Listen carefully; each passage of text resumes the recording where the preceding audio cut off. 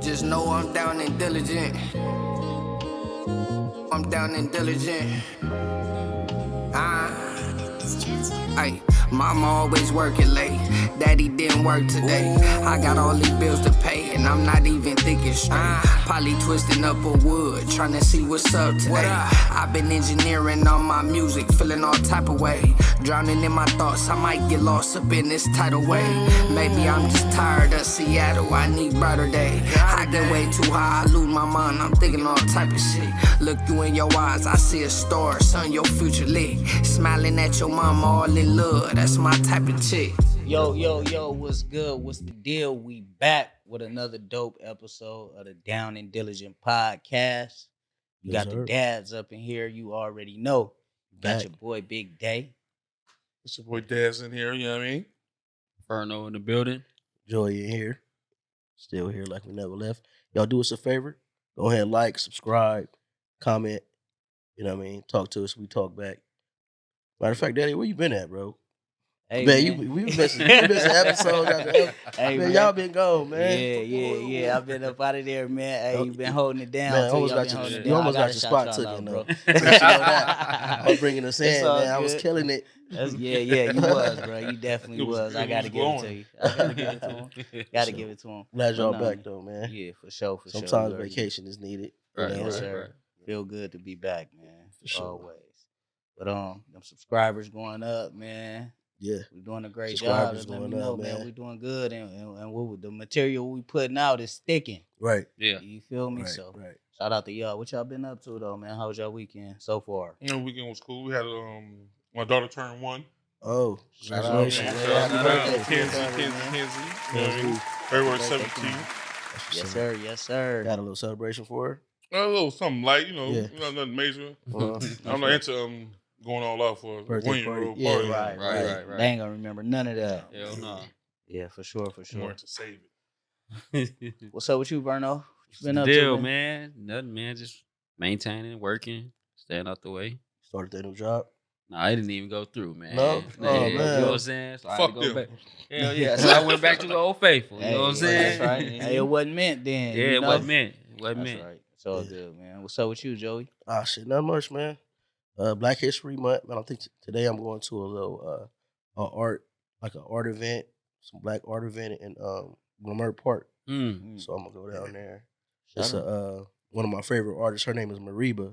She's an R&B singer, and she's supposed to be doing like a little show there. So okay, I'm gonna go there. It's free to get in, or what? You gonna wear that hat and that outfit? No, I'm taking this off. I'm definitely taking this off, man. Don't even wear it. I'm doing a wardrobe change, man. You gonna be good. You gonna be good. I'm doing a wardrobe change, man. And since it is Black History Month, man, I want to touch on a little something that I found interesting, bro. So I've been, occasionally I've been tuning since we've been on our podcast. I've been tuning in the podcast a lot lately. So I often, when I'm at work, I listen to 19 Keys, High Level Conversations, right? So he had this one guy on there. I think his name was Dr. Kabibi or something like that. I can't remember his name, but he was talking about Black history. It's a lot about Black history and stuff. So he was telling us about one of the it's a book that was out. It's called The Delectable Negro, right? And so the guy that Birth of a Nation, his name was the guy from Birth of a Nation. I think his name was can't remember his name, but anyway, it came. It was basically about how sometimes they were like. Hold on. You talking about the main character? What was Nat Turner? Nat Turner. Okay. Yeah. So. I thought you talking about the actor. Man. Yeah. The main character. It was about Nat Turner and how they fought for their freedom against the white slave owners and stuff. And what happened was he was like, eventually they caught him and killed him, and they kind of like explained like they really like cannibalized him. Yeah, they dragged him through the plantations. They dragged him through the plantation, and like they like boiled him or his body, and they used his body for like oil, like basically cannibalized him, and they did that often to black that was enslaved and during the plantation. It was really like. That's why the book was called The Delectable Negro, like as far as like seeing them as like looking delicatessens or whatever, delicacies as far as eating them. You know what I mean? So yeah, about there you go right there. So my plan is I just ordered that book on Amazon just to read it because it sounds crazy. It sounds crazy that how sick shit was back then. So man, just to highlight some of the shit that our our ancestors went through during the time of slavery and stuff, man. It's just crazy.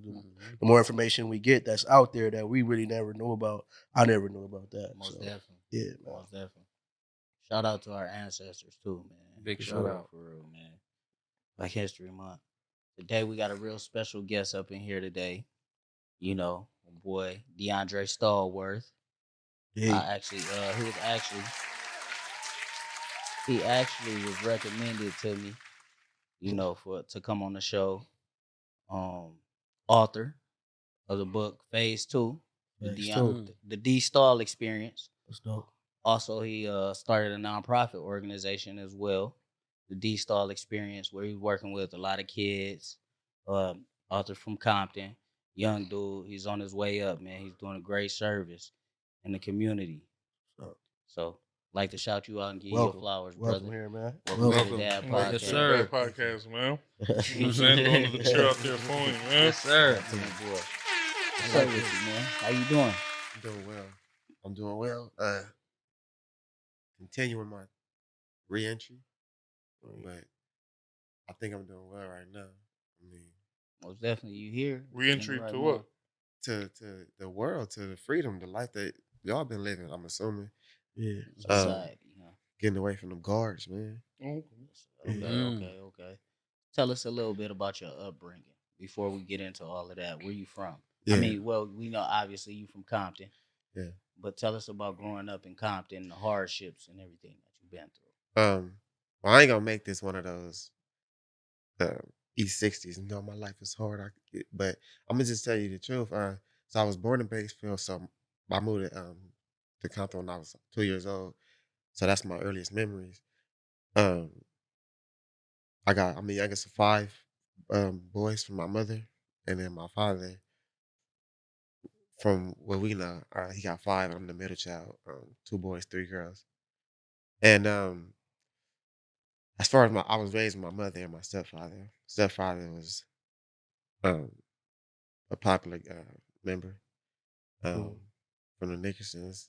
But when we was up in the neighborhood, we was across the street from the swap meet, Compton swap meet. That was late night. That was right after Tupac died, and then that's the neighborhood that Tupac was dealing with. The mob. Yeah. So we it was a lot of attention on that neighborhood, and then a lot of money, a lot of just it was that time, early 2000s. So as you know, the stuff was happening with the Death Row label and everything. The neighborhood was seeing the effects of it, where all the money was leaving, everybody going to jail, dying. My brother, one of my oldest brothers, got in. I was a kid, and just seeing it, we had to swap me, we run around throwing rocks at cars, and I was youngest, so I was like a crybaby, right, in the house. They treated me, I was all my aunties and everybody's favorite, long hair, little kid, athletic, running around, but I was a little crybaby, so they sheltered me a lot. But then when I go outside, since I'm so used to getting beat up by my brothers and everybody, I'm going outside whooping everybody else and sports and whatever else we doing. So yeah, that was that part. We moved out the hood. We moved to Bellflower. I was like 11. Right when we moved out, my step pops got hit. They hit the house. He went down. They gave him 10, like 9.5, 10, something like that. But so as soon as we leave, I remember that morning I was asleep. I just hear, it's like I was dreaming, like DeAndre, and it got clear, DeAndre. I wake up, all I hear is, and I don't see nothing. I just see lights, and I'm like, what? They're like, are you DeAndre? I'm like, yeah. They're like, come with us. So as I walk out the door, he was handcuffed. My stepfather. So from the effect of that, we went to Long Beach, but now it was like I told you, I'm the youngest of 5 boys. We had a lot of people in the house with us. My oldest brother had a daughter, so his baby mama and his daughter stayed with us. But basically, my stepfather went to jail. It's like the house went from this to I went to being the only child. So now my teenage years, I'm raised as an only child we moved to Long Beach on the north side, not too far from the neighborhood in Compton. So I'm back in communication, dealing with them. So yeah, that was my upbringing. Uh, uh, Compton and then Bellflower, Long Beach for a few years. Went to Bakersfield again right before I came back and graduated at Downey. Okay. Did you ever get involved with the street gangs, I gang mean, life, and everything? not gangs, right? I wasn't a gang. I joined the militia, and we was sworn to protect against all tyranny. So if you're in a gang, that's you go to jail for that. But if you're in the militia, according to the U.S. Constitution, they can't. That's legal. But yeah, so That was a little jewel right there. For Yeah, I didn't know that. for yeah, sure. so I never. That's why I'm still going through that. If they would have said that this is a militia, they didn't have to say it's a label. They could have just or a gang. They could have just said it's a militia. We protecting ourselves against tyranny. Yeah, that's it. So just read the Constitution. But basically, yeah. So yeah, I joined it, man. My brother was, you always look up to your brothers and stuff. And he was the bad one, so I looked up to him. The good ones, you don't really look up to them when you're a kid. But he had the name right. I'm finna be him. So like I told y'all, we moved back to Long Beach. We was real close to the neighborhood. I'm back in communication, sneaking out, stealing my mama's car, going over there. One day I went over there. Them niggas was tired of me looking like. I was like 14. They like, nigga, we tired of you. Like, you ready? I see them grouped up, but I'm already like, I watched so many movies, so I'm like, I thought I was an equalizer. I seen them niggas grouped up, so I kind of approached them like, what's up? They're like, you ready? Ready for what? For your put on. I'm like, I ain't gotta get put on, nigga. Like, nigga, I've been over here before y'all. But they was outside and game bang before me. You know. Basically, we called somebody. I'm like, I was on AIM. Remember AIM? Mm-hmm. I'm on AIM like, man, these niggas tomorrow to put on. My boy, he like, who? I'm like, I said, we about to do this put on. He like, where y'all at? I told him, he like, I'm on my way. Where y'all at? He was already in the neighborhood. He walking down the street. He didn't want what to say, so he kind of felt like he was like, why are you over here? Because he know my whole family, my mom and them, they ain't playing with this nigga. So he looked at me. They're like, you said he ain't got to get put on? He looked, he was like, stupid.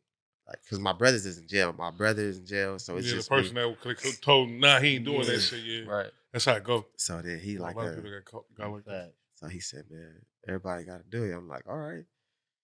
Went over there, put on, did what I was supposed to. I got the best of that 3-on-1. Shit. So they seen that. It was all right. He know what he doing. My mama found out, boy. Moms wasn't having it. Remember I told you I was a baby. Nigga, I was in there crying. When I came home, I had my face swollen a little bit. She was, what happened to you? Man, my mama, she always played these mind games with me, right?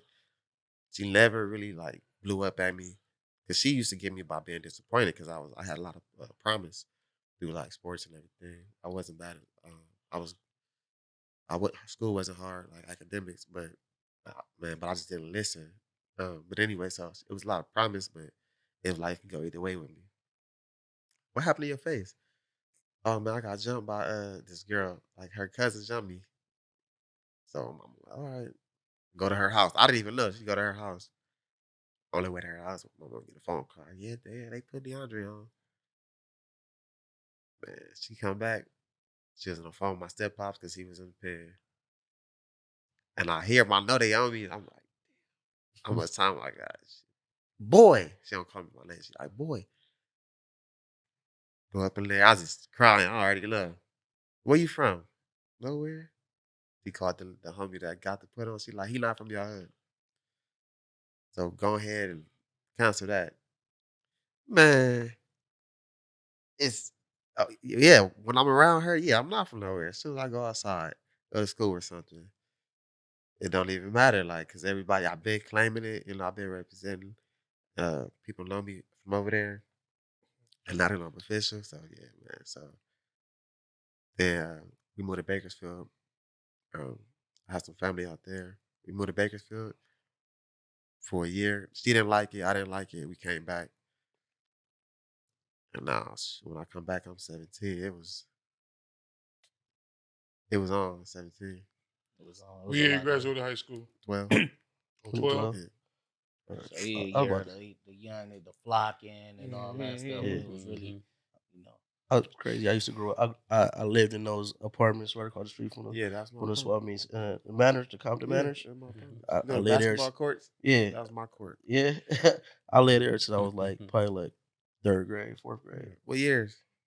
This was my 3rd grade. Probably like 97, 96, 98. Oh yeah, so you. No, we older than you, bro. We older That's than when we you. first, but that's when I first moved over there. So Yeah. You was a baby. 2202 Bullets Road. Yep. That's Yeah. That's my apartment. Yeah. Yeah, it was especially at the time, you know, after the death row and everything like that, or that whole time, you know, it was real hot over there. Yeah. It was a lot. Explain to us about some of the experiences you had over there, Joe. Man, I know, cause I live, and I was like the 90s, so the first time I seen a dead body was right there, pulling inside cause it's like a gate to go in the apartment building. Yeah. And we had to get in there, but so we couldn't get in, so we drive by. We think we about to pull in. They got it taped off, dude. I just seen the sheet over him. You know what I mean? I just seen it. Me and my grandma walking upstairs. It's like a standoff. Like trying to get to our apartment building, and my grandma like, wait, you know what I mean? We try to get to our spot, right? You know what I mean? Right. I had to sleep in the hallway, shooters all outside. So this is regular, you know what I mean? That's just what it was over there. Man, that's just what it was, man. But going across the street, I mean, it was good times too, though. I remember going across the street to the swap meet, liquor stores, all that. It was fun. It was fun back then. Mm-hmm. So I'm gonna fast forward a little bit. Yeah, jump. At 19 years old, is that when you were sentenced? Yeah. Sentenced to 12 years. Yeah. Damn.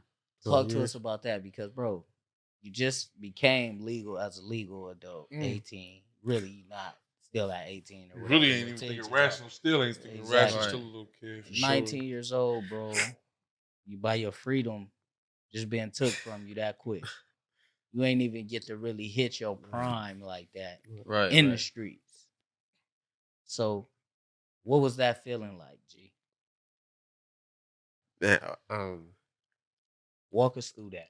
Yeah, I'm gonna just do a quick walkthrough. 18 is when the crime was committed. We didn't think that it was. We didn't know the law, so we didn't think that it was gonna be, too much or nothing. But anyway, so I was 18, just about to be. That was April. That was 4/20, so a month before my birthday, May 12th. So I went to jail. I got bailed out. But like I told y'all, the disappointment, and I was going to Cerritos. I was playing at Cerritos football at that time. I just completed my freshman season, and I told y'all how my mom would be. She's played his mind, but like she disappointed. That'd kill you, man. Disappointing somebody when they see the good in you. And I remember I had to do them phone calls because I tried to avoid it. I did the phone call, and she wasn't surprised. But that just saying it right now is kind of like sound fucking me up, man. But so I'm I can tell you nervous. Your whole demeanor from when you first came in, how you talking now, you sound nervous. That's man. I don't know, man. Talking about it is kind of man.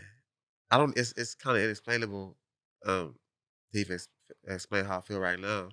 But basically, man, going through that, it killed me, man. Like I don't know if I've never died before. I don't think I have. But I don't think anything is worse than prison. I don't even know if death is worse than prison. I don't know. Maybe, but if it is, it's 1A. I mean, 1A, 1B. I don't know. But those two things, it's like, and I may not have died in the physical form, but I definitely, life as I knew it was over. So, that'll kill you, man. And I was at that age, and part of my life is in the streets, and I was losing people, dying and everything. Right. And I felt like I was gonna be just like them. After 2 weeks after the funeral, everybody, move on with their life. So 2 weeks after posting free me, everybody got to move on with their life, rightfully so. So I just knew that was the reality that I was facing. And then that's when you just that's when you see how strong, how much your mother love you, your parents love you. And my stepfather, he had just came home from that bed I told y'all about when they hit the house. So he came home, you went right in. My stepfather, my brother was in the pen for 6 years, right? He came home 2000, around that time, 13 or something. My stepfather, he was on the halfway house when we went to go visit the colleges that was trying to get me before I ended up going to Cerritos. He was in the halfway house. He got into the truck driving stuff. He like, man, I ain't them niggas in the streets. They was all the older niggas. Tell your stepdad. He like, man, fuck them. I'm like, no, nigga, like, I'm focused.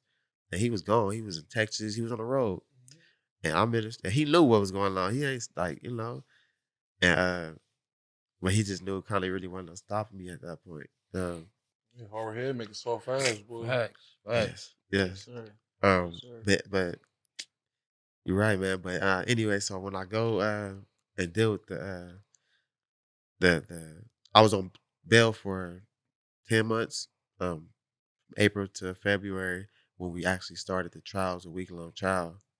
It was essentially open and shut. In case we shuffled through about a few DAs. They never offered me a deal. They offered me 12. I was looking at 2, 3, and 5 for the robbery. 10 years added, mandatory minimum, 10 years for the gun enhancement. They gave me the lowest that they could possibly give me under the eyes of the law at that time. If I had that same case today, I could get out in a year or two. But because of the law at that time, mandatory minimum. All enhancements, gang injunctions. No, there wasn't no gangs. It was just a 10-year gun enhancement. So the robbery, 2 years for the robbery, 10 years for the gun enhancement. The judge said that's the lowest I can give you. Well, I was about to say, but because I know plenty of people who got caught with guns. Explain to me what the enhancement means. I don't know what that means. Yeah. So I'm gonna say in my specific case, it's a lot of dudes that got robberies, right? Yep. A couple years, months, maybe probation. You know a lot of dudes that go to jail for guns, right? Yeah. That's what I'm saying. Yeah. I'm thinking that too. Who was in the car? And then my boy, when we got to the station, he like, they told me they gonna give us 10 years. I'm like, 10 years? I'm like, nah. Man, you crazy. When we got to the court, the public defender was like, hey, you're looking at 15 years, take this 12. I'm like, you fired, get up out of here. So basically how it works is the enhancements with a firearm enhancement. You can have a gun. Mm-hmm. You can get caught with a gun illegally. You can get probation. Yeah. First time. You can get a year. I've seen people get thrown out. Yeah, it'd be thrown out, depends on what court. It'd be misdemeanors, it'd be 18 months, whatever it is. But now I think now it is a misdemeanor. Yeah, right. Yeah. If you get your first offense with a gun right now, they go. Yeah. But the enhancement is in the commission of a crime. Right. If you get caught with a firearm or a weapon in the commission of a crime, off top that because that threatens somebody's life. Mm-hmm. How do they determine if it's in the commission of a crime? Okay, it's a lot of laws like this. Now I'm gonna give y'all a couple examples or 2 examples. So we go do it. Me and y'all two go do a robbery. Y'all two go do a robbery. Y'all go book him for this plant right here. Mm-hmm. Without no weapon. Y'all just kind of like, give me this. And y'all bully him. Yeah. Right? That's just the robbery. If it's determined by the jury that y'all did have a firearm or a weapon and y'all use this as a threat, then that's a mandatory minimum of 10 years added. Now, that's just the use of a firearm. But use of a firearm means it's just on you or it's brandished. But if y'all actually fire that, 20. And if y'all fire and hit them, 25 to life, depending on if you die or not. That was the law at that time. Now, that was a mandatory minimum. Now it's up to the judge's discretion. So now they can look at your record and say, yeah, we're going to give him 4 years because of this. We're going to give him 2 years, 4.5 or whatever. Mm-hmm. At that time, it was mandatory. It was violent because it's a penal code 667.5C, which is all violent crimes. And it's a very general description. So like 90% of the people in the state of California that's in prison are in there for violent crimes because it's so general. Mm-hmm. It's like they just put a wide net and just said everything that falls under these words, we gonna hit them with violence. So that's 85%. But now it sounded like they get a lot of 85 went to 80% or went down to, so if you got 10 years, 85%, you're gonna do 8.5 years. So it's stuff like that's the mathematics of it, but it continues to break down. Like I don't even know the updates now. Now it's probably like 60% for violent crime, but they changing it every year. Depends on who in office at the local level. Yeah. Who was the longtime district attorney? What was her name? Her husband put a gun out on the Black Lives Matters and shit. Recently? Yeah. Mexican? No, Nah, she was black. It was black. It was a black lady watching all y'all. It's not It was a black lady. They went to somebody went to their house. Yeah. Black Lives Matter protesters or something like that. Or Yeah. I forgot the name, but I seen that. So I think I was in jail. got a quick question for you. So you going through that process, right? You say you was playing sports, right? Yeah. What was your feeling like knowing that? Because you didn't have any children at the time. No. What was your feeling like just having your dreams of that like taken away? Man, that was I think I was at my boy house and I remember I was texting my mama, man, and I'm just like, man, my life is like I'll never be able to play football again. And then you got everybody, you could play adult league, man. Come on, man. Yeah. I had and I'm looking at my boys, man. Some of my boys that had made it, some of my boys that, and at that time everybody was determining what college they was gonna go to and stuff. Some went D1, some went JC, some went D2, D3, NAIA. But that knowing that was over, it's like I told you, life as I know it is over. I'm dead essentially. Yeah. Yeah. That's kind of because that's kind of crazy because then you went to jail. Yeah. Looks like full Similar situation. But yeah, man, that's by the grace he got. Yeah, I was able to, I didn't have to go through all that, but athlete. Man, I was playing football and all that, and then I was in a situation where I made a terrible choice, but the judge was like a little bit more lenient, and I was just, it was fortunate. It's a good thing. It was a blessing because the DA, everybody that was by the investigators, like they ain't never seen no shit like that before. Because I basically like just, I basically just like, hey, man, this is what I did. No, it was a flocking. It was like I ran into somebody else and took some stuff. Yeah, you right? flocking. And but I knew the girl, and she yeah. left the door open for me to go do it. And she said, you know what, this is what I did. I pretty much did set the shit up for me to take the stuff that belonged to my dad. So it was just like everybody was accountable. Yeah, everybody was. That's commendable, man. Yeah, everybody was accountable for that shit. That's crazy. It was crazy. I'm glad. I was glad when you beat that case, bro, and you came home, bro, because I didn't know the seriousness of it. Yeah, I knew that, but I didn't know the serious, all the details and everything like that till moms had broke it down to me. I'm like, oh shit, hold on. Yeah, man, it was crazy. So I'm glad that it played out the way it did play out. Yeah, we all are. I'm glad, man. Right. So with that being said, bro, so being 19, you enter this world of prison. Yeah. Right. And being from a black militia at the time, what was the politics like in prison? Because we hear a lot we know about in the streets how it is. You looking for a nigga like you that ain't from where you from so you can push up on him. Yeah. Right. But in prison it's different. Explain to us. Yeah, I'm gonna keep it real with y'all, homie. Gangs, militias save niggas in prison because when you go there, you automatically I'm gonna bypass the county. When you get to prison, it's love. Like in the county, it's kind of like your hood is across the street, but we enemies in the pen. I mean, I really wasn't friends with them niggas, but you knew that we had to be allies, for the greater bad. But basically, man, in the state of California prison system, gangs are king. Gangs save niggas. And I'm telling you, a lot of niggas wouldn't make it without I don't even know how I would have. I don't know if gangs had never been, they probably would have just been man to man. I probably would have been able to. But if I was like a non-affiliate, man, as many fights as I had, they would have got me. I'm gonna keep it real with you. They would have got the boy. But I was one of those. I was one of those members. Like, I'm. You might be the oldest nigga, and all these niggas might be under your authority, but you're not finna tell me what I'm not. If it's I'm not doing it, nigga. Like, what is? And I'm not necessarily always challenging that person, but just y'all do y'all. And my step pops used to always tell me, man, you just passing through. Like, yeah, I'm passing through. So don't try to get me involved. You know, a lot of niggas get caught up in the drugs, Right. you know, the alcohol and stuff too, because it's a lot of Niggas that. getting debt. Niggas getting debt and getting that thing. Yeah. So, I never really was. I never did drugs before, so I never was. The thing that got me with most people, that I bonded with most people over in prison, was sports. Talking about sports, because that's how a lot of people do their time. Football season, basketball season, Right.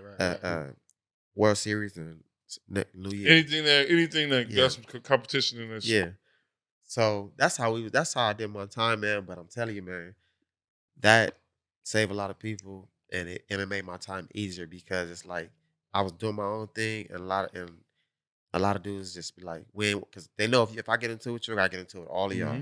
Yeah. So I agree with you, because I done met plenty of people that went inside the prison halls, didn't gang bang, and came back gang bang. Yeah, that's a now fact. that's a different story. Now them niggas, but yeah, now them they really don't.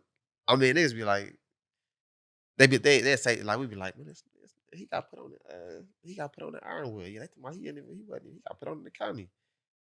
But like stuff like that. You get to asking, because everybody when you get there.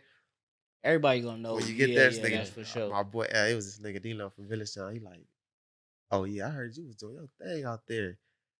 Who are you? Like, that's the first nigga I met. Oh yeah, they waiting for for sure. I always heard that if you doing something, they waiting for you. They know you. Especially in the county. Yeah. When you hit the county first, that shit just circulate. Yeah. And I'm sure it transpire over to prison. No. Yeah, man. But did you feel like, especially when you came back home post your sentence, did you feel like everything that you was taught out here is bullshit? Because we go in there and it's a race thing, bro. We gotta stick by each other, even our enemies. Right. Like we black. We gotta ride for each other. Prison will make you racist in California. There's no doubt. We don't sell up with no other race. We don't eat with no other race. Right. But to be honest, it's the Hispanics, and I'm not like that. I was like that when I was in there, but I didn't want to be. But like, it'll make you, because it's like, we playing cards, like, and I can't touch those cards. Like, it's cards, but oh yeah, somebody else gotta touch it, gotta give it to me. Like, it's just like weird stuff. You can't talk to them directly. You gotta be in there. Yeah, I mean, sometimes if it's extra out like that, like, but it'd be mostly probably because of the drug trade. A Mexican or black or Mexican, like, man, you owe them, get that nigga his money, or I might have to cover your debt, and then because I gotta cover your debt now, I gotta put some ass. and it's not gonna be me, it's gonna be the whole militia. It's gonna be your card, or if I'm in your car, it's gonna be a few. Most of the time for that, it's gonna be a DP. Or what for the Mexicans, if you're doing that, it's probably gonna be some bad. But if it's like another homie in your card, then it's just gonna be, But as far as did I feel like that was BS? Man, I can't even lie. No, because they teaching you I was really taught how to get through prison. When I was on that little 10 months I was on bail, they really taught me, like, when you get there, you don't tell them like, I'm not in the gang, on no paperwork. I don't have no tattoos. Like, make sure you don't. I remember you. My bad. To answer your question earlier, you said my life with the sports and everything. The reason why I don't have no tattoos is because one of my coaches, he used to be like, in colleges, they gonna look at you and they gonna see. And I used to wear shorts. I remember one time I was with your brother, and it was like the coach was like, man, you always wear them red shorts when we come out here. And people see that, man. He like, people see that. This is LA. And I'm like, all right. So, but just stuff like that. He's like, don't get no tattoo. That same coach, he said, don't get no tattoos. Because that's a marker. You might not even know the other person, but they gonna know you. Like, identify you. Don't give no identifiers. But when I went to prison, I remember I said, I'm going all out. I don't even give a fuck. I got 12 years. I went to jail 2014. February 24th is when we lost the trial, and that real time started. My release date was May 2nd. My original release date was May 2nd. 2024. That was my original release date. It was almost 10 years and 3 months with 85%. So it was 85% of 12 years. Oh, so you just came home. Yeah. Just came home. Now it makes sense. Now that's okay. Now I get. That's why you talk. That's why it's the low talk and everything. I'm like, that's okay. Now I get it. Now I get it. I'm like, so I went there. 19. I'm about to be 29 coming up, but it's about to be my 9-year anniversary from that trial coming up next week. That's what's up. Congratulations. That's what's up, man. Congratulations, Yes. brother. So tell us about your mindset on preparing for your release, like your plan. Oh yeah. That's probably the question now let's talk. yeah. I was getting ready to get over the fucking prison. Yeah. I'm tired of that Right. shit. Yeah, we really were stuck bugging on that me, for a man. minute. We spent 30 minutes. All right. man. That ain't my style. Yo, yeah. All right. Now we talking phase 2, the mindset. Okay. I'm so glad you asked me that. Now this kind of bring a little more a little different energy. I was in prison, like I told you, I had all that time. In 2016, they passed a law, Prop 57. It allowed us to get big time because you go to fire camp and do other little programs. From that day forward, when I seen that, it was like November 2016. I said, I'm doing whatever it takes to go to fire camp. Long story short, I ended up getting to fire camp. They knocked off my release date was 2000 and May 2nd, and then I got it down to like May 2nd, 2024. I got it down to December 2023. Got 2 more years off. 2021 December, got 3 more months off. I was just getting knocked off. And around the end, COVID. So when I was in camp, COVID was going on.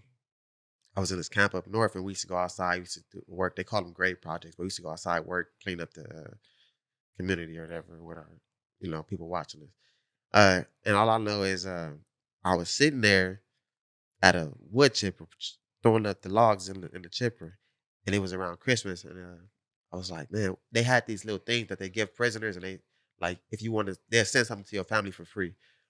And I said, man, kids do not want the same shit. All they want is tablets and computers. That's it. I'm like, man, they need to do what we did growing up. You know what? I'm gonna do that. I'm gonna give them what we used to have. And I used to go to AA and LA classes. I never did drugs and stuff, but I used to go to the classes because it gave me time off. But by going there, I learned so much. And a part of their preamble is you can only keep what you have by giving it away. And that stuck with me. And it was like, I want to keep that childlike enthusiasm. So I'm going to give my experiences as a child away. Hence, Dee Stall experience. So I'm thinking about this. And I said, I'm going to write. And I told my boy, he told me, man, you got to write that shit down. So I wrote it. I wrote it like Dee Stall experiment. Like, I knew I wanted to put Dee Stall in it. And I just scribbled on these papers. And then when I got back to the camp, I was just like, I started writing. That shit was like 20 pages. Then I chopped it down to like 12 pages. I had the clerk dude go up on the thing and type it, Dee Stall experience. And then he put like rediscovering childhood. But anyway, so from that day forward, I said, if I do nothing in my life, and this is Kobe died 2 months, like this, Kobe died a month later in January. So I was like, Kobe used to always talk about like just staying so committed to that goal. So I hope this don't sound wrong, but I don't even care. I don't give a fuck. But Kobe died. It was kind of a good thing for me because it highlighted his mentality. Yeah. And it was at the time that I was preparing to come home. And that mentality was stick to the goal, be so far ahead of everybody else that by the time they start practicing and catching up, you ahead of them. So I'm sticking to this goal. If I don't do nothing, I'm gonna change one kid day with this Dee Stall experience. So something happened. I ended up having to go back to this prison, and I was so messed up. I was like, why I gotta go back? I went to a high level facility. My cellmate was a lifer from down the street. Our neighborhood's enemies. That they say if you do 3 months in the cell with him, you go to the halfway house. Man, I don't give a fuck. Who y'all put me in a cell with? Come on. He was like, no. I was like, man, look, I'm finna be here for 3 months, fool. He like, I don't like these youngsters. And they was like, he ain't like these other youngsters, man. I'm telling you, like, let him go in there. He was like, all right, come on. So he had life. when I tell you his name, Timothy Hobley, this dude right here was the happiest person that I've ever met in my life. He had been down for 19 years, going on 20, God damn. and he had life, and he lost all his family members. He wasn't with the gang shit no more. And he didn't call me my hood name. Everybody was calling me by my hood name. It's a disrespectful name, so I'm not gonna say it on here. But he called me D. He's like, what you want? I ain't calling you that. I'm gonna call you what you want me to call you? Dee Stall. He just be up in there. He'd be sitting down just looking weird, smiling. Like, what's up? He was like, Dee Stall, you gonna be good out there, man. Don't forget about me, man. You gonna go home and you gonna. And he sounded so. And everybody think he was just so weird. And I said, he's like, yo, Sally, weird, huh? I'm blood. I'm like, oh, that nigga, shit, he get good with me. Like y'all gotta just be around him. Like he said, he used to be a gangster, but he just like, I mean, he done went through so much stuff over these years. He got a life, and he trying to get out. And I used to be challenged. I used to be like, man, you gotta get in that book. Come on, like let's get in this book. And he used to be on it. But it's kind of like he used to get mad at me for pressing him so much about getting this law book. We gotta get you home. Mm-hmm. But it worked, and that's why he was cool with me being in the cell. And then, but his joy, because I was stressed. I brought that up because I was stressed. Like, man, I've been fucked up by the system so much. They're not gonna let me out. They're not gonna let me go. Something gonna happen. Oh, you fucked up. Oh, you had not 10 or something. You had a write up 4 years ago, but he was so he had so much faith. And then when they called me, they was like, "All right, Stallworth." I was like, "Yeah." They was like, "All right, man, you getting transferred." They didn't call it a release. They called it a transfer. I'm like, he like, "Yeah, this is it. This is it." Took a COVID test, whatever. So they quarantined me for like 10 days before I left. And so my mindset was, if I don't do nothing, make sure I bring this Dee Stall experience to life, even if it's just one event. Mm-hmm. Give a kid a taste of what we had. Put the cell phones down, put the tablets down, put the computers down, and give them joy over let's just say the 10-year span of 2005 to 2015. The cell phones, tablets, and computers skyrocketed, but also so did teenage suicide because of cyberbullying. So did childhood obesity, and I think they said that was I think they said that was the most teenage suicide since the 80s, which was the crack epidemic. So I'm like, this has a market. But before I said anything to somebody, I just started a conversation with y'all. Like, man, these kids, they don't do shit nowadays. So, I know, man, my niece. And I used to be talking to somebody. I'll talk to a female. I'll be like, hey, man, who the fastest kid in your neighborhood? I don't know. They ain't outside no more. So I'm like, I know it's if I could just say it right, I know it's a market for this. But that was my mindset before. I mean, I could give y'all a little bit more if y'all want the halfway house, because that really is important. So if y'all want me to say a little bit about that. You go. Yeah, I feel you. Even with with the kids, I feel you on that one, and I feel like it's like that because we was out there and we know what's going on, and nigga like, if I got the chance, I never let my baby go through the shit I had to go through. Right. Okay. So like the end of the games and all that other stuff. I'm with you, but at the same time, y'all remember? Okay, y'all remember? You know how games where they put on and stuff like we just talked about, right? Like this go squabble. I remember at one point in time when I was standing on Long Beach right here. I remember walking down the street and niggas like, "Where you from?" And I'm like, "Nigga," and these niggas hop on and start jerking. Them was the put-ons. I remember if you be walking to somebody and they start the dance battle was put-ons. So at the same time, I mean, it was stuff like that. We just talked about Tommy Clown. You from you went to school in the wild, little kind of different, skinny jean gangster nigga with a tight pant, big gun. Like, you know what I'm saying? You went through a little kind of different space because y'all had the internet in high school. You feel me? And everything. Definitely. We didn't have that. You know what I'm saying? Yeah. Like, you really had to do something to really get somebody to know you. Right. You said nowadays, 2012. 2012. Yeah. Oh, okay. Yeah. You feel me? Like right now, I could be a full pass Mark Sanchez, get on there and just start dissing niggas, and I'm powdered up. And that ain't mine. That's today. But I get what you're saying. But you know what I mean? That shit been happening. But it been happening since happening. Hell yeah. Ever since it wasn't no cameras, it was a nigga like that. It was a nigga that would be yelling out shit, and he was a punk, but he had the gang behind him. But now when the internet came, it's now niggas. I'm never coming outside, and I'm finna and rile all this shit up and not be around. You feel me? Yeah. Yeah, that's true. That's That's true. true. I get you that. Because when the internet came around, Yeah. like you didn't have to really go to the hood to know what was going on. Right. In the hood. Yeah. Because Real motherfuckers shit. go air that all out on the internet anyway. Yep. So yeah. That's what the streets is. Okay, so it was different generations passing through, but at the same time, man, it's unhealthy from a physical standpoint and damn near from a mental standpoint because too much of one thing is a bad thing. I don't give a fuck if it's ketchup on the hot dog. Too much of it is a bad thing. No, I agree with you. I was just telling you, like that's like some of our reasons as like probably parents or guardians to people that. No, that was a great point. And Especially being from out here. I'm not even gonna lie. You feel me? Because I I know when I was a kid, I'd go out and wander off and my mama ain't doing shit. Yeah, when I come back, I was street lights. Right. They beat me every time. I ain't never beat a street light home.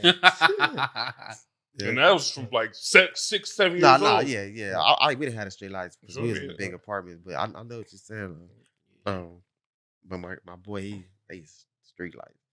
We from that era where nigga, you go outside, nigga, don't come back. Don't come back in the house. You feel me? Get your ass grew up without internet. Our internet came when we graduated. I'm 06. He older than us. Yeah. So our internet came when internet came for us.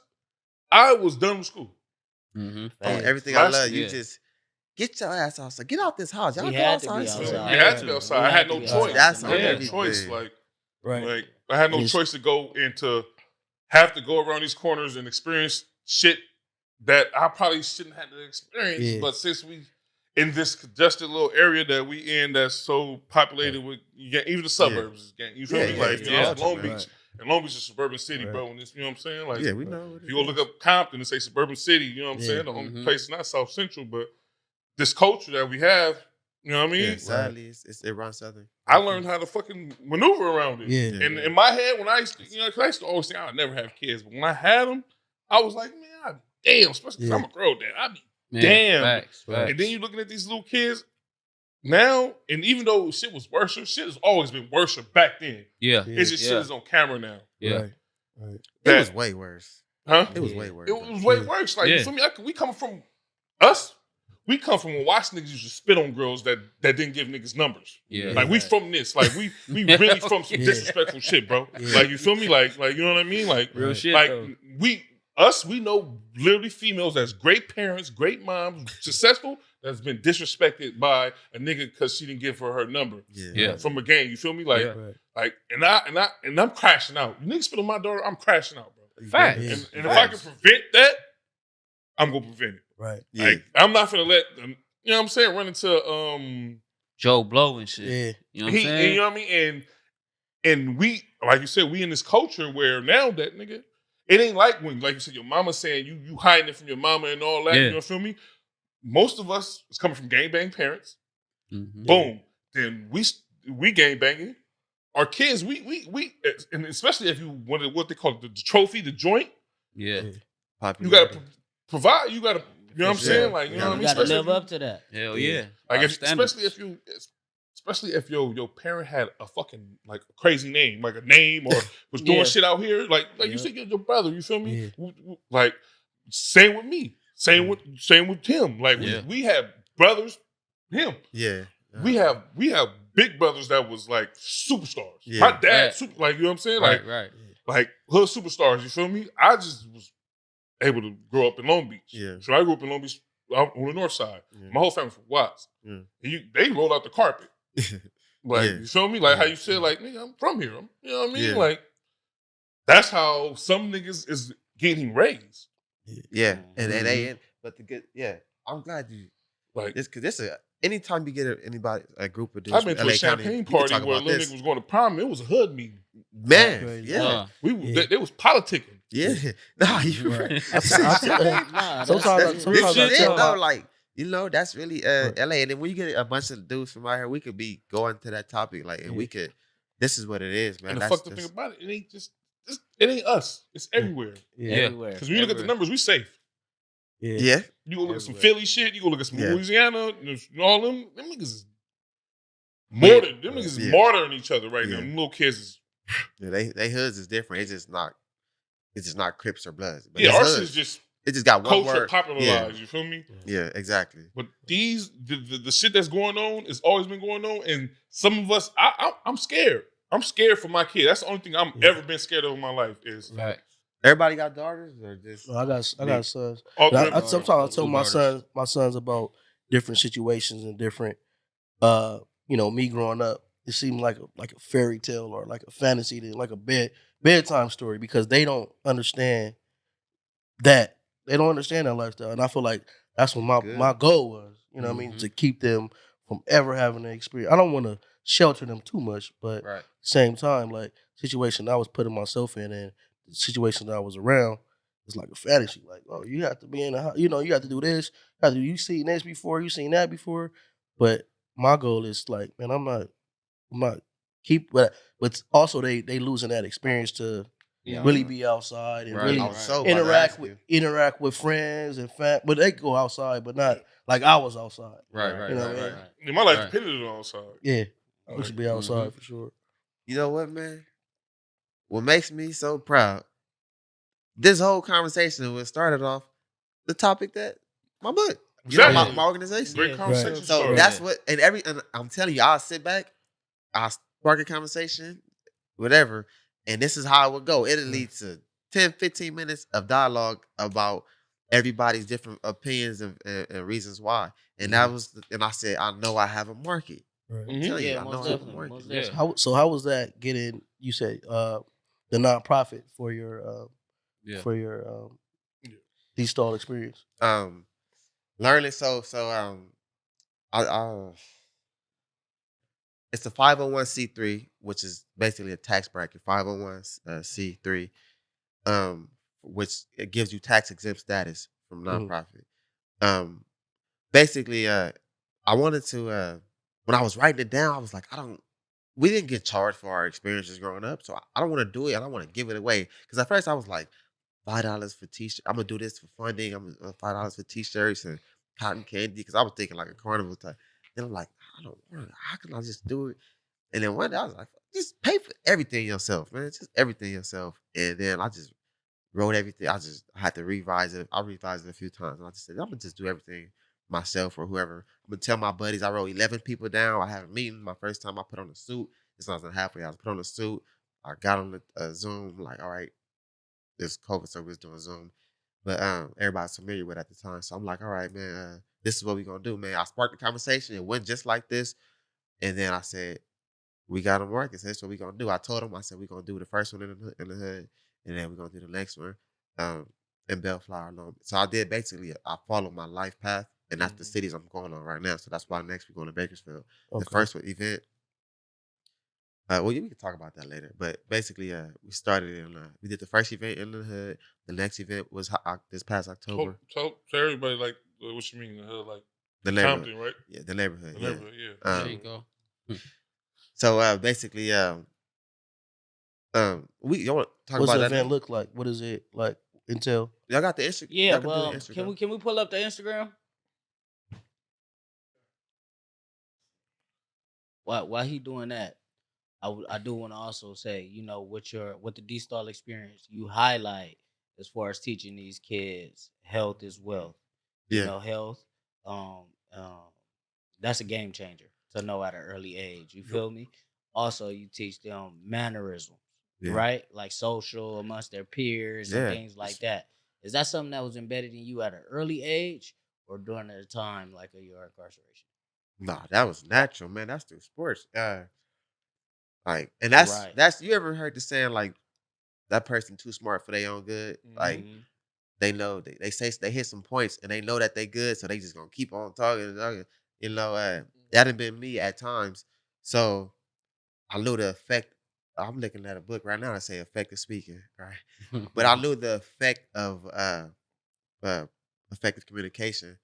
So and the communication was like, I think they say it's 85% nonverbal. So I'm like, we know it's 85% nonverbal, but now with nonverbal, we have to add these phones and stuff. And right now, you could be 11 years old and you could be in Long Beach and your best friend could be in Boston. Never have met in person. You know what I'm saying? Right. And that's how they catching these pedophiles and stuff on these preying on these little girls and all that. Because they on these phones and stuff, and they might be going through stuff with their bodies and everything. Their mind is also developing, and they seeing what they like. And a man has been through that 2 times over. So, you know, but I'm like, if we could just, like with the teenage suicide, I told you I go in that. If we don't really talk to our neighbors because we ain't outside like that no more. We might maybe our next door neighbor, but not a neighbor down the street. So if a kid, example of a random kid in any neighborhood, if they was gonna harm themselves or attempt to hurt them, to take their life, if they would have been growing up in the way that at least I grew up, and they might be into it with their family. They might have something going on, but they might be able to go across the neighborhood, across the street, across the block, and talk to somebody and be like, instead of taking themselves and just be like, talk and just go talk shit. Sometimes we go talk shit about our family. My bitch ass brother, man, that bitch ass, but nowadays it's not like that. Nowadays it's go online, see what, your family might be going through something. You might go on there and somebody might be shining right now. It started to take effect. And we spend so many hours on these devices, man, that effect it kind of like turned into depression. A lot of us is depressed. You know what I'm saying? I just and traumatized by things. I just realized it when I was talking about this prison. You see that my whole energy was different. Right? I just realized my trauma instantly. But basically, so I was like, man, I want to show these people the effect of getting to know your friends outside of organized sports, because a lot of us are putting these kids in organized sports. Just let them run loose. You know what I'm saying? Yeah. You know what I'm saying? Do it in a safe. Of course, there's danger. There's always dangers involved. So we want to limit that as much as possible. Control chaos. Yep. Yeah. Right. Yeah. What's the Instagram? Underscore. Tell the people. Underscore DEE underscore Stall. Yeah. Yeah, man. 'Cause I feel like that's how our generation was able to learn communication and meet friends, and what I mean. Go outside. We don't really, first time we go outside, we don't really know too many people. So you move into a new neighborhood or whatever, right? Yeah. But you gotta go outside and mingle and get to know people. sure. So that translated to us as adults. Now we know how to go, but sometimes our kids, they don't really get that experience as much. Because it's such easier. It's such just like easier to niggas type getting that things females in. out, because it gives you so much more confidence. You can be whoever you want to be right here. But when I walk up to you, it's a whole different ballgame. Right. My confidence might be off, my eyes might be, what I'm saying, my mind, it's just different. You Is click on that first video? Yeah. Is this part of the you can experience? click on that one. That's the tug of war. What park is that? That was Crescent Park in Bellflower. Okay. It's just a clip of the Halloween event. It's not the entire footage. But this is. You can go back and go. Which to one? the, Which one you want him to go to? Go to the one right under that. Oh wait, no, not under that. Opposite corner. That's the first event, man. In the neighborhood. Got the whole.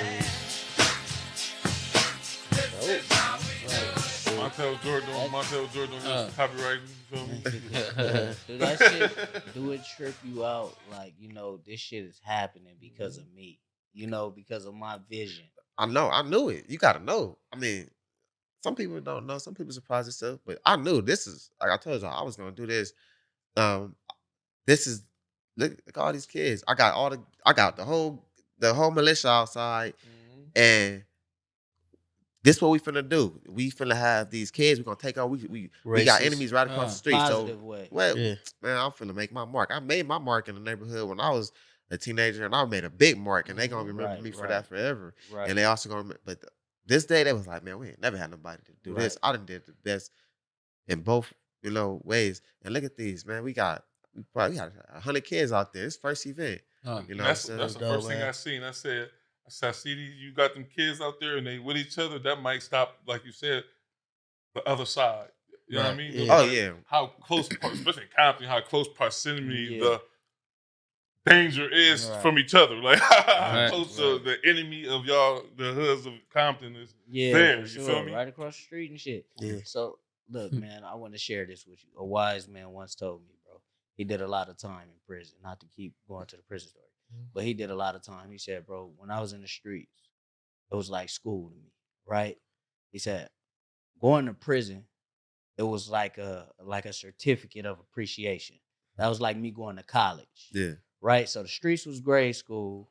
Me going to prison was like college, university. Yeah. You know what I'm saying? He said, I did all that time.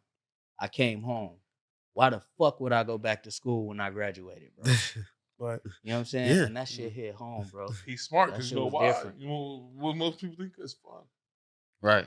It's crazy. It's Right. fun. You got more authority now, more Right. influence. You know what I'm saying? I'm gonna keep it jiggy with y'all. I know my influence. I know I could tell. I could call 4 homies right now, and I use my influence to do this. You know what I'm That's saying? what's up. I'm As you not. should. I said I'm not. I know. I know for a fact. You know what I'm saying? And even if I'm wrong about that, the fact that I think that is already dictating my my actions, I'm moving towards a certain direction. Right. So, How could you be able to even live with yourself after you know you did 10 years to walk another man Right. off of a young, impressionable mind off the cliff to do some time too? oh yeah, That's what I always that's thought the was killer crazy for to me. me. Yeah. That's the killer for me. Right. Seeing Yeah. these, and nowadays it's most of the gang in this. We're not a gangs is not really a threat to this nation no more like that. I was watching this other podcast, the biggest podcast in the country. He had an FBI dude on there. He was like, we wiped out the Crips and the Bloods. They're not a threat to us anymore. The black gang cartels, they're not a threat. Frank Lucas, BMF, they're all gone. He said the only threat we have as far as gang is the Sinaloa cartel. This is like 2 weeks ago I was watching this. He was like the Sinaloa cartel. He Because said this shit is not criminal. It's not criminal organized. right. The They're mafia, independent. we wiped out the Irish, the Italian. He said our threats are the Sinaloa cartel because these kids are so in love with these drugs and everything. He said, but other than that, That Mexican fentanyl. yeah, Mm-hmm. It's crazy. so that's so it's not really but a grand threat, but it can just mess up one person. It can one person's life, but them kids gonna remember me for that, and then not just for me because it has my name on it, so I keep saying me, but everybody there. I got my homeboys put these shirts on, these staff shirts on. Mm-hmm. I got my crimey, the boy I went to jail with, Dijon. He the president of the organization. He doing his thing. He like really be ahead of all the games and stuff. Mhm. And then I got Nay. She's my secretary, so she the one we chop it up and we like, all right, this is what we gonna do. I don't like that game. We should do it like this. That's who I brainstorm with. That's really who we do the itinerary with. So those two responsible for this as much. The first event went so well, man. I'm talking about it went very well. Look at the home. Like, see the these races. grown men. Yeah. You did that niggas all 30 years y'all old. did that out of Yeah. pocket? Yeah, I think I paid for like 90% of that. And then the second event I had way more money because I had different people. Like, let me send you some money, but I don't really take. I don't never ask for money. No, you're nonprofit. You want your you want donation. donation. Yeah, Right. but I really want to take money from or accept money from these Walmart grants and these state grants. You know what I'm saying? Yeah. Stuff like that. You gotta walk that. Right. You know what I'm saying? Gradually get up there, man. Yeah, but they, for sure. some You people can't start selling dimes and start selling pounds. Right, Yeah. For It's sure. a process. Yeah. Also, see you brought us a book, man. Can you tell us about the book that we have here? What's it Yeah. called? Phase 2. Title Phase 2, representative of the second, my second chance at life. Like I told y'all, I died. I felt like I died at least in the first go around. A horrible death. And then so Phase 2, I was in the halfway house, man, and I never had any intentions on I wanted my objective was to fall off the face of the earth, disappear, and go in ghost mode when I got out. But I was at this halfway house and I was hosting these meetings, and then these dudes doing 30, 40 years, 44 years is the longest. Michael Bradley, he did my foreword in the book. And he was from Harlem, from 30s. Mhm. And then he did a book, he got a book called Dirty Tears. He sold like 40,000 copies. Dirty Tears 1, 2, and 3. And he wrote them books when he was in a hole. Yeah. And I'm like, he's like, man, you good at these meetings, man. You should, relay this message to more people. You know how to speak and give it. And I was like, I wasn't thinking about a book. I was thinking about speeches, and I started doing Toastmasters. If y'all know what that is. But I knew that a book. I wanted to like my game plan to come on was to. All right, let me ask y'all this: if all y'all, anybody, think about boxing over the last 2 decades. Say a name. Floyd. All right. Think about basketball since uh since the Heatles. Since what? Since the Heatles. You know they used to LeBron James. All right. Give me a name when I say this. Another one. DJ Khaled. We the best. Hell Yeah. yeah. Okay. So that's the reason why we know these names. Those are the masters of branding. Those dudes associated themselves with a term or a sport. Like they are the picture of their league or just these words. So I said I want to. It's like a goal of mine to be seen as uh, to be rightfully seen as a good person. You know, I don't want to be seen as a bad person. I want my little sister. I want her brother to trust me when I go pick up my little sister. I want to be trusted, and I'm not to be trusted to deceive people, but because I really feel like this is who I am. I can't be trusted. I don't want people to be looking at me and expecting something bad. Can I say something quick? And I respect that to the fullest because when you first said you was gonna go ghost, I was like, oh, you feel me? Like, because he just got done saying, he got a voice. You got a voice. You feel me? And it, like you say, like you somebody from your area. You feel me? And it was like you had the voice for destruction when you came home with the mindset you wanted to go ghost. I wasn't really, you know what I'm saying? But I'm glad. I'm very glad you didn't. Like that's what most people do. Most people find their sauce and get up out of here. Yeah. You feel me? Without trying to spread it to that youth. But when they was just bringing destruction with the bang bangs and all that, they was walking cats off the cliff. Right. But since you found your calling, most cats like you all want to go ghost. I want to be a part of this.